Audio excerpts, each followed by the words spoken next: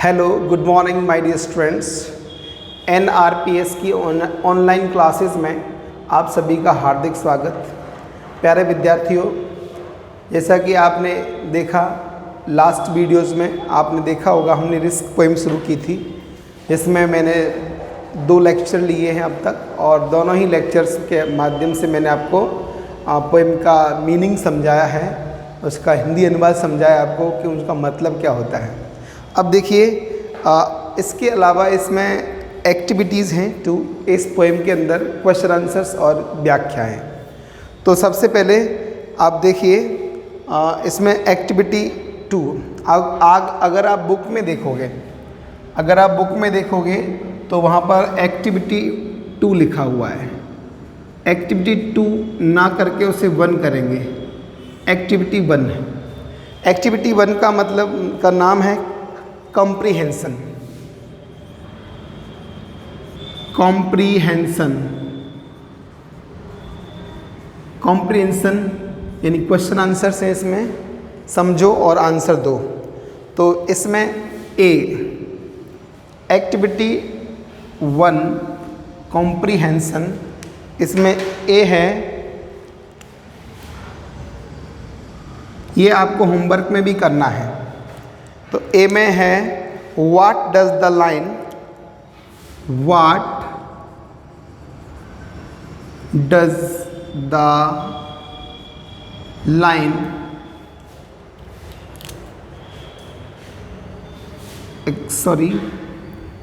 ए के अंदर लिखा हुआ है tick the correct alternative. Tick the correct alternative यानी सही विकल्प चुनिए। ये निर्देश है, सही विकल्प चुनिए। तो इसमें पहला है what does the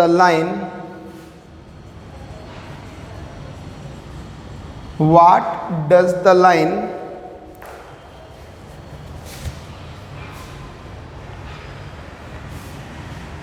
to hope is to risk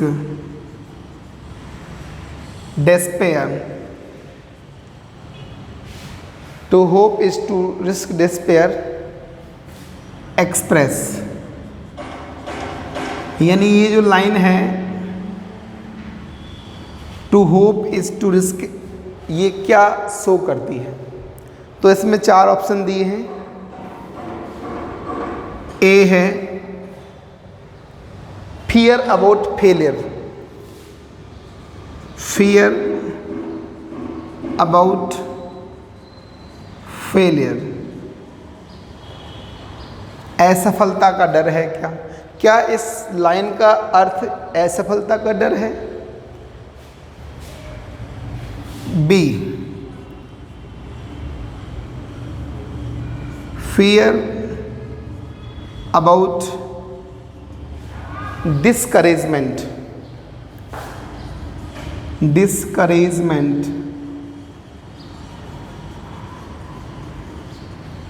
C fear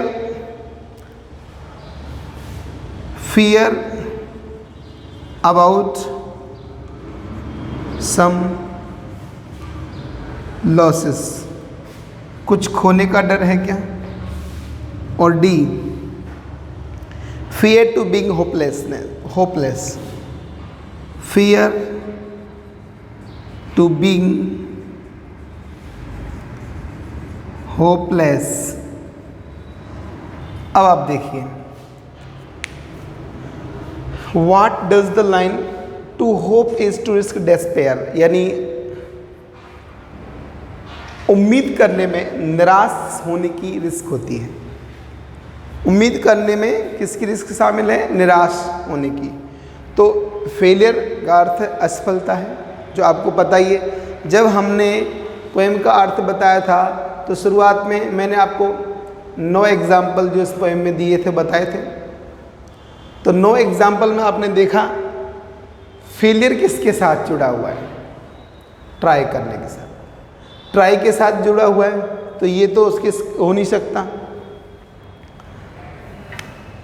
अब आप देखो, डेस्पेयर का अर्थ निराश है और होपलेस का मतलब क्या है? निराश होना। तो आंसर इसका क्या रहेगा? आंसर क्या रहेगा? डी। सही आंसर इसका क्या रहेगा? डी। इसमें किसी चीज़ को खोने का डर है नहीं, कोई डिस्करेजमेंट नहीं है। डिस्करेजमेंट का मतलब जानते हो आप? उत्साहहीनता, उत्साह की कमी। तो उम्मीद करना अलग पॉइंट है, उत्साह अलग पॉइंट है। ठीक है, तो इसका आंसर क्या आएगा? फियर टू बीइंग होपलेस, यानी होपलेस होने का डर शो करती है ये पंक्ति। अच्छा, इसके अलावा इसमें दूसरा है, दूसरा क्या है? Who composed the poem risks, who composed the poem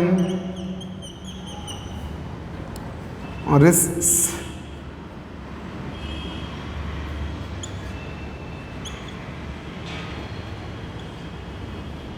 तो इसका मतलब ये है कि रिस्क पोएम को किसने लिखा है? कंपोज का मतलब रचना करना।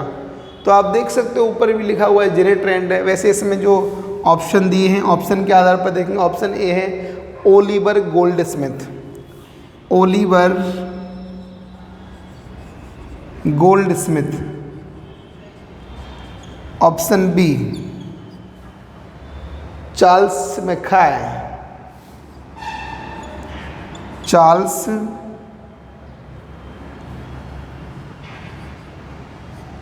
मैके। Option C Janet Rand, Janet Rand. Option D Alfred Tennyson, Alfred Tennyson. तो देखिए, यानी इस पोएम को किसने रचा है? कंपोजिशन किसने किया है इसका? तो आप बताइए, क्या इसका पोइट, इसके पोइट का नाम ओलिवर गोल्डस्मिथ है? नहीं। क्या इसके पोइट का नाम चार्ल्स मैके है? नहीं। क्या इसके पोइट का नाम अल्फ्रेड टेनिसन है? नहीं। तो इसके पोइट का नाम क्या है? Janet Rand. समझे क्या? एक्टिविटी फर्स्ट में ए में हमने क्या बताया था? सही चुनना है। ठीक है, आपको ये होमवर्क में करना है। हालांकि इस टाइप के क्वेश्चन नहीं आते, लेकिन इससे हमें सीखने को मिलता है। आपसे देखो, जब आप व्याख्या करोगे तो आपको पोएट का नाम याद होना चाहिए, पोएम का नाम याद होना चाहिए। वैसे भी किसी क्वेश्चन में डायरेक्टली पूछा जा सकता है without any kind of option. जब कोई अल्टरनेट नहीं दिए जाएंगे तो वैसे भी ये सवाल डायरेक्टली पूछा जा सकता है। तो इसलिए आपको इससे नॉलेज ही मिलेगी और कोई घाटा तो इसमें है नहीं। ठीक है, आपको समझ में आया होगा। एक्टिविटी 1 का ए, और ए में 2 क्वेश्चन हैं, व्हाट डज द लाइन और हु कंपोज द पोएम। ये क्लियर हो चुकी है। इसके अलावा क्या आगे हम बात करेंगे, बी पर आएंगे। एक्टिविटी 1 में बी पर आते हैं, और बी क्या है आप देखिए। बी में कुछ सवाल हैं, शॉर्ट क्वेश्चंस हैं। Answer the following questions not exceeding 30-40 words. तो बी है answer the following questions not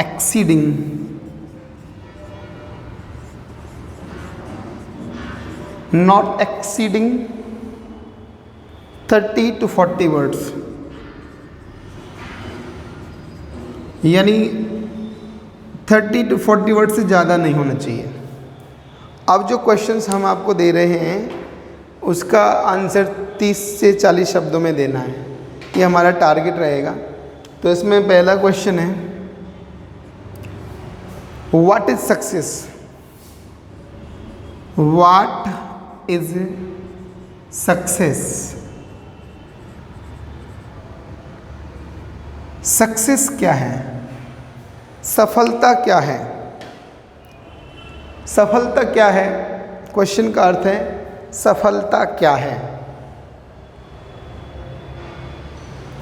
तो आप जानते हो, हमने पोएम में पढ़ा था। इसका आंसर लिखेंगे।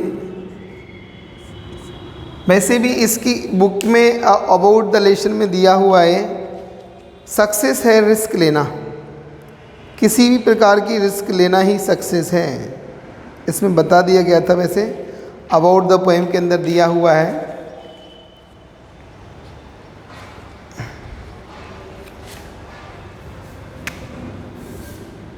Success is all about the power to take risk, यानी किसी जोखिम को उठाना, जोखिम को उठाने की क्षमता ही सफलता है। It is an achievement which a person gets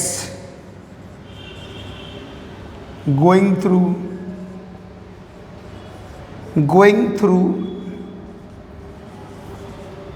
the hard work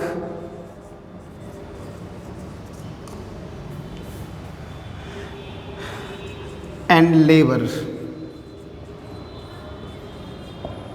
यानी ये एक उपलब्धि है, सफलता एक उपलब्धि है।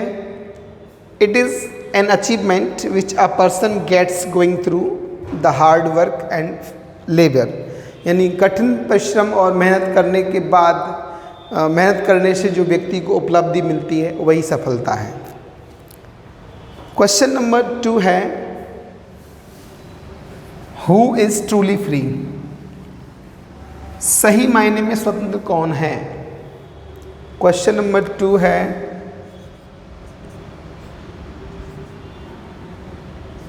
Who is truly free? Who is truly free?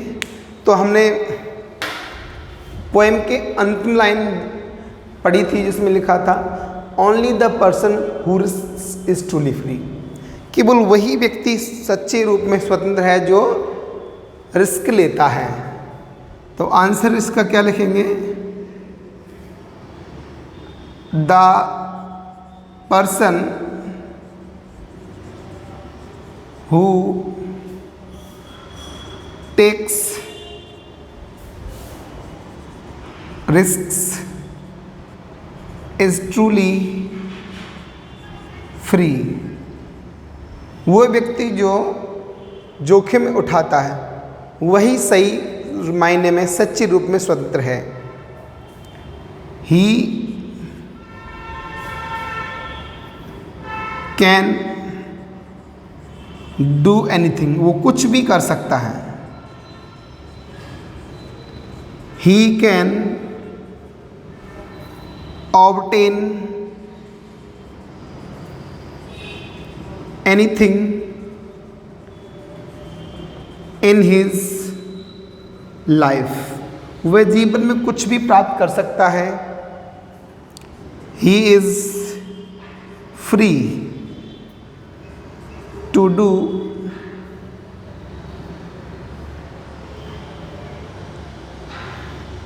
he is free to travel anywhere, वो कहीं भी जा सकता है। यानी वो व्यक्ति जो सही मायने में स्वतंत्र है वो कुछ भी कर सकता है, कुछ भी खा सकता है, कुछ अपने जीवन में कुछ भी बन सकता है वो। ठीक है। The person who takes risk is truly free.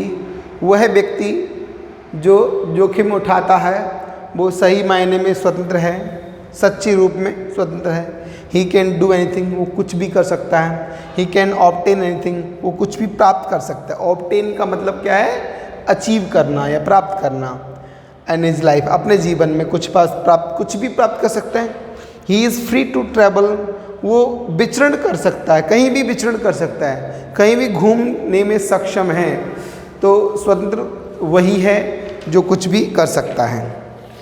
Question number 3 है, what is the greatest hazard in life?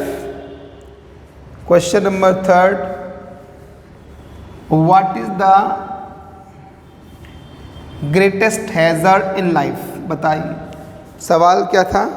जीवन का सबसे बड़ा खतरा क्या है? Question number 3, what is the greatest hazard in life? तो बताइए, ये सारे सवाल पोएम से बाहर तो नहीं है। अब देखो, जीवन में सबसे बड़ा जो खतरा है वो क्या है? रिस्क नहीं लेना, कोई रिस्क नहीं उठाना ही सबसे बड़ा खतरा है। समझे? तो आंसर इसका क्या आएगा? The greatest hazard in life is to risk nothing.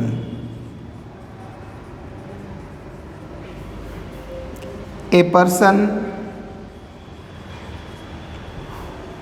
who does not take any risks is himself goes through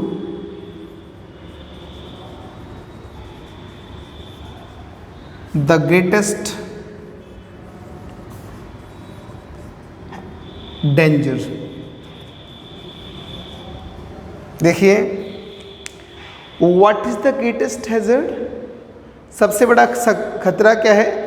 risk नहीं लेना। The greatest hazard in life is to risk nothing. जीवन में सबसे बड़ा खतरा कोई जोखिम नहीं लेना ही है। A person who does nothing, एक व्यक्ति जो कुछ नहीं करता। Who does not take any risk, जो अपने जीवन में कोई रिस्क नहीं लेता, वो खुद एक कठिन समय से गुजरता है, वो कठिनाई से गुजरता है। ठीक है। The greatest hazard in life is to risk nothing.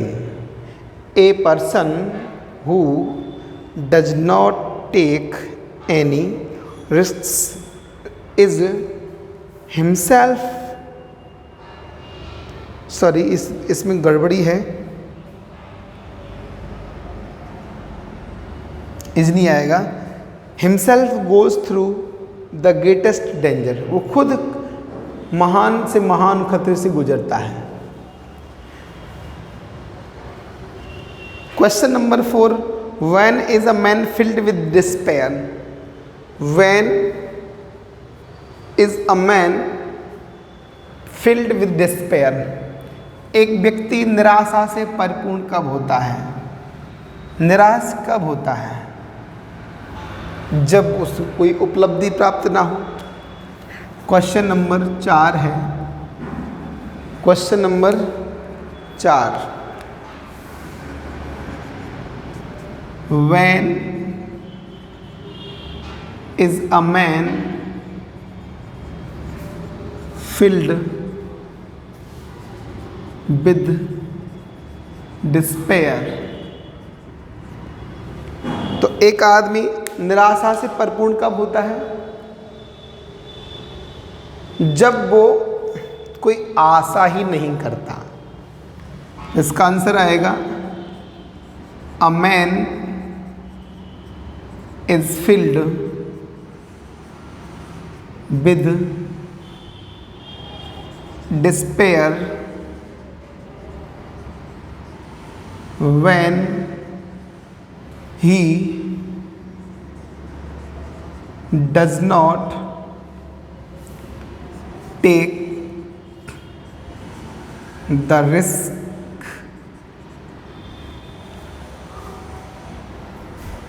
of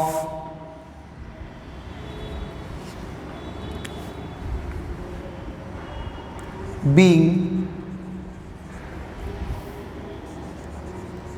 hopeful. He has no power to be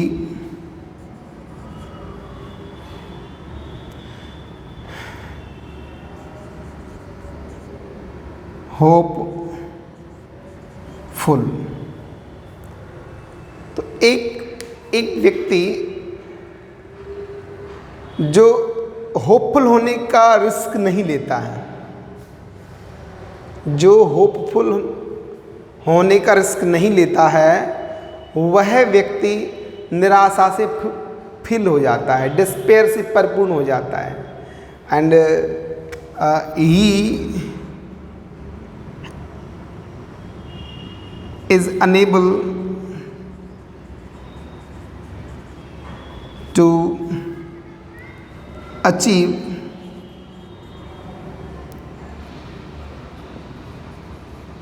anything. जब उसे कोई उपलब्धि नहीं मिलती है, जब उस व्यक्ति को कोई उपलब्धि नहीं मिलती है, तो वो व्यक्ति कैसा हो जाता है? निराश हो जाता है। दोनों सवाल समझ में आए?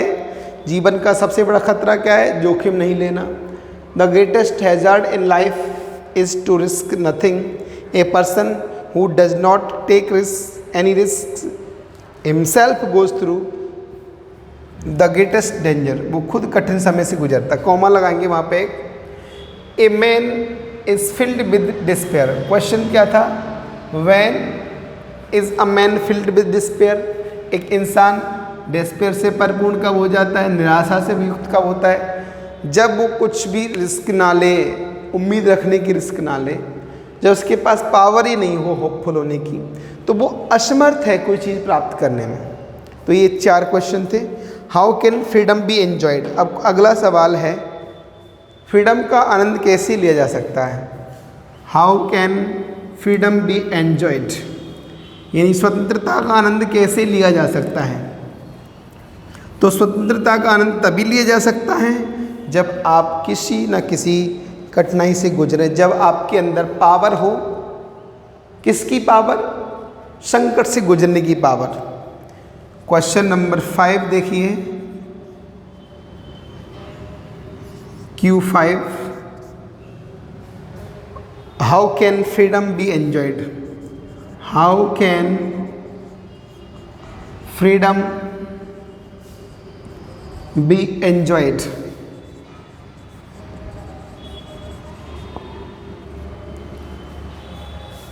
स्वतंत्रता का लुत्फ कैसे उठा सकते हैं? तो आंसर देखिए इसका, freedom can be enjoyed only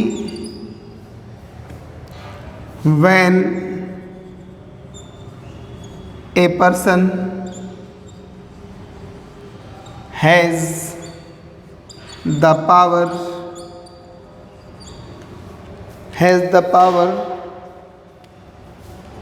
to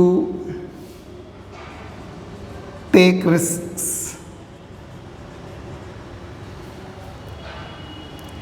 A man who is free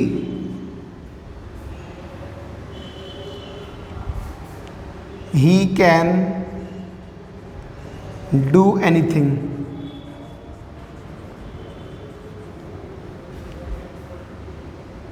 he is full of joy. तो how can freedom be enjoyed? स्वतंत्रता का आनंद कैसे लिया जा सकता है? स्वतंत्रता का आनंद कैसे लिया जा सकता है? Freedom can be enjoyed only when a person has the power to take risks.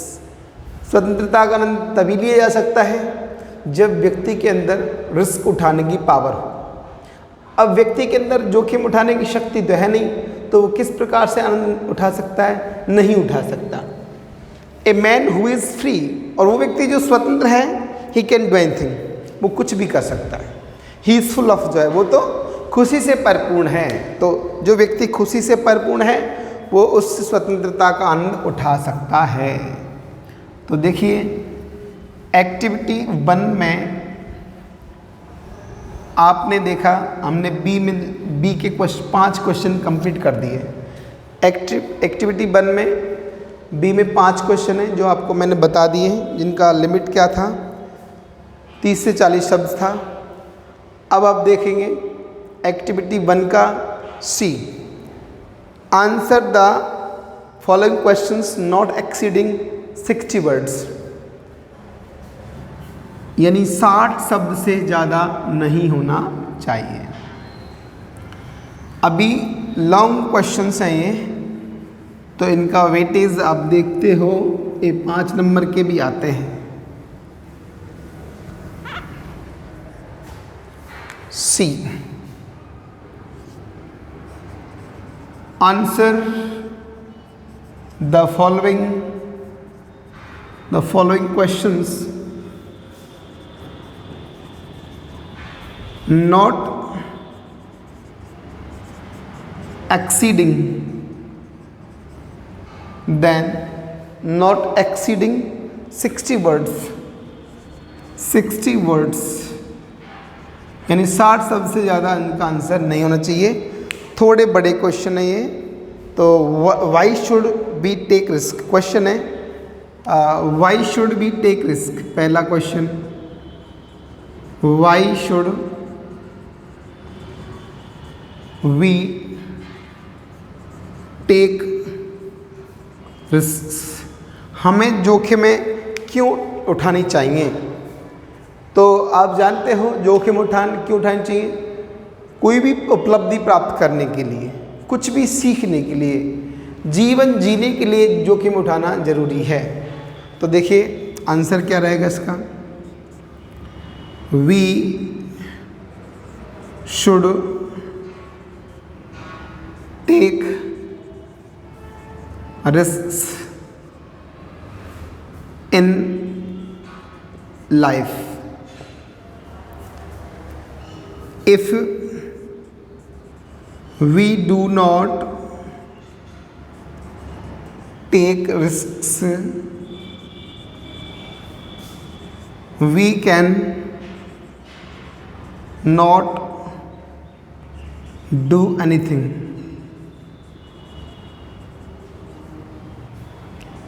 We cannot learn. We cannot grow and develop.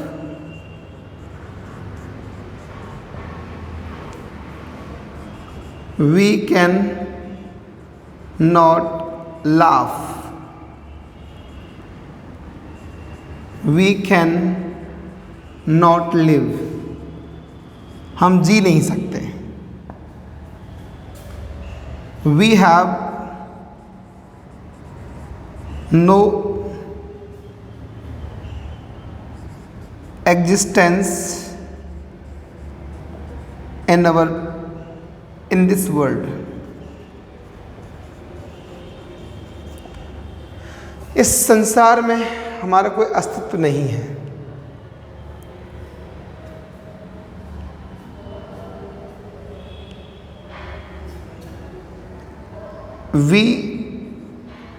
If we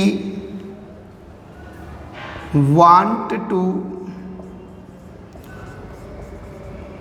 achieve anything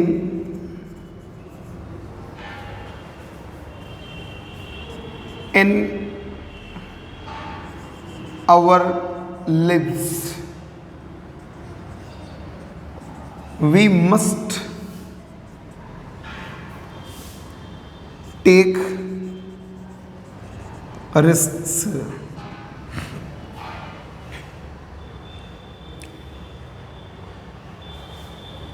We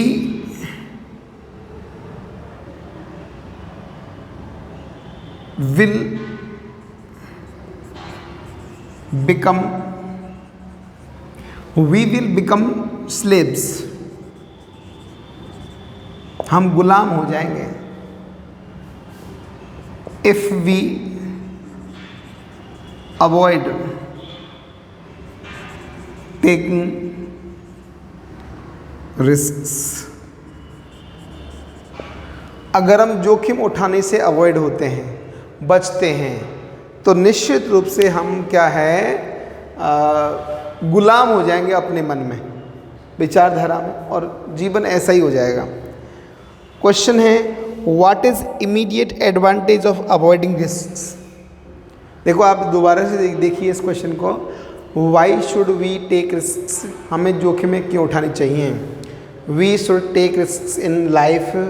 if we do not take risks, अगर हम जोखिमें नहीं उठाते हैं तो we can do डू एनीथिंग, हम कुछ नहीं कर सकते हैं. वी कैन नॉट लर्न, हम सीख नहीं सकते. We can not grow and develop, हम विकास नहीं कर सकते, वृद्धि नहीं कर सकते. वी कैन नॉट लाफ, हम हंस नहीं सकते. वी कैन नॉट लिव, हम जी नहीं सकते. We have no existence in this world, हमारा इस संसार में कोई अस्तित्व ही नहीं है. If we want to achieve anything, अगर हम कुछ जीवन में प्राप्त करना चाहते हैं हमारे जीवन में, तो वी मस्ट टेक रिस्क, हमें जोखिम उठानी पड़ेगी. We will become slaves if we avoid taking risk. और अगर हमने रिस्क लेने से हमने अपने आप को बचाया तो हम गुलाम हो जाएंगे, ध्यान रखना. ठीक है, तो ये एक्टिविटी 1 में सी का पहला क्वेश्चन था. तो प्यारे विद्यार्थियों, क्वेश्चंस आपको समझ में आ रहे होंगे. देखिए, इसको आप होमवर्क में करिए. कॉपी कैसे बतानी है, तो कैसे बनानी है, कैसे करना, होमवर्क मैंने आपको बता ही दिया है. इंटरेस्टिंग करिए, घर पे बैठ के अपना पढ़ाई करिए. तो ये सी का पहला क्वेश्चन था जो मैंने आपको बता दिया. इसके अलावा इसमें 4 क्वेश्चन और हैं. तो अब जो लेक्चर नंबर 4 होगा, लेक्चर नंबर 4 में मैं आप लोगों को इसका सी के बचे हुए 4 क्वेश्चन और एक्टिविटी 2 जो है जिसमें रेफरेंस टू कॉन्टेक्स्ट हैं, 2 व्याख्या आपको बतानी मुझे. तो 2 व्याख्या और 4 क्वेश्चंस का जवाब आप लेक्चर नंबर 4 में देखेंगे. आपको समझ में आ रहा होगा, उम्मीद करता हूँ. तो इसके लिए बहुत बहुत धन्यवाद. आप घर पर बैठ कर अच्छे से अध्ययन करो, नियमित अध्ययन करो. Thank you very much.